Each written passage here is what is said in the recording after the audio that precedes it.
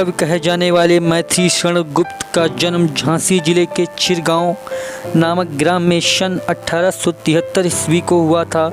इनके पिता का नाम श्री रामचरण सेठ था। वे साहित्य प्रेमी और कवि हृदय थे तथा कनकलता नामक से कुछ छंद रचनाएं भी किया करते थे। रामचरण सेठ जी के 5 पुत्र थे, उनमें से मैथिली शरण गुप्त सबसे बड़े थे। उनके अनुज सिया शरण राम गुप्त की भी साहित्य के क्षेत्र में गहरी रुचि थी। मैथिली शरण गुप्त को हिंदी जगत में दद्दा नाम से लोकप्रिय बनाने का श्रेय भी सिया राम शरण गुप्त जी को प्राप्त है। मैथिली शरण गुप्त की प्रारंभिक शिक्षा गांव में हुई थी, परंतु उन्होंने स्वाध्याय से हिंदी, संस्कृत, मराठी, अंग्रेजी और बांग्ला पर अच्छा अधिकार प्राप्त कर लिया था। गुप्त जी की उच्च शिक्षा पूर्ण न हो सकी। गुप्त जी मूलतः भावुक हृदय के थे और भारत के स्वतंत्रता संघर्ष में उन्होंने बढ़ चढ़कर सहभागिता की।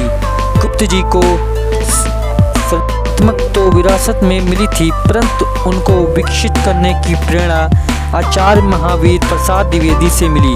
सन 1906 से ही उनकी रचनाएं प्रकाशित होने लगी थी। आचार्य महावीर प्रसाद द्विवेदी ने उनकी प्रारंभिक रचनाओं को सरस्वती पत्रिकाश में प्रकाशित किया। सन 1909 ईस्वी को प्रकाशित रंग में भंग उनका प्रथम काव्य संग्रह है।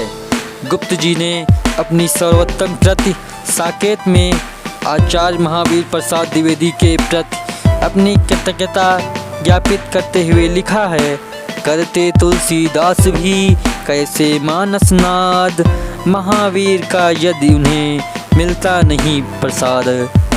हिंदी साहित्य के अनन्य सेवक श्री मैथिली शरण गुप्त सन 1964 ईस्वी में दुनिया को अलविदा कह दिया।